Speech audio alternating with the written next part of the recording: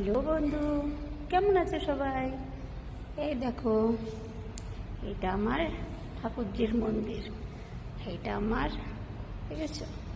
আমি এখানে আসি, আমার রাধা গোবিন্দ, দেখেছ? এখানে আসি, এখানে আসলে আমার সত্যি খুব ভালো লাগে, খুব ভালো লাগে। এখন এখান থেকে আমি যাবো হলো জ্ঞান হনুমান মন্দিরে যাব। আমার এখানে সত্যি খুব খুব খুব ভালো লাগে, খুব ভালো লাগে, কি বলবো। এই মন্দিরের সমস্ত কিছু মানে এই খুব সুন্দর লাগে, একদম খুব সুন্দর, এত সুন্দর লাগে না। এই মন্দিরটা আমার ভীষণ ভালো লাগে। যে আমি যদি এখান থেকে অন্য জায়গায় ভাড়া থাকি তো আমি ঠাকুর কোথায় পাবো, অন্য জায়গায় চলে গেল। ভীষণ ভালো লাগে, ভীষণ, কি বলবো, আমার ভীষণ ভালো লাগে।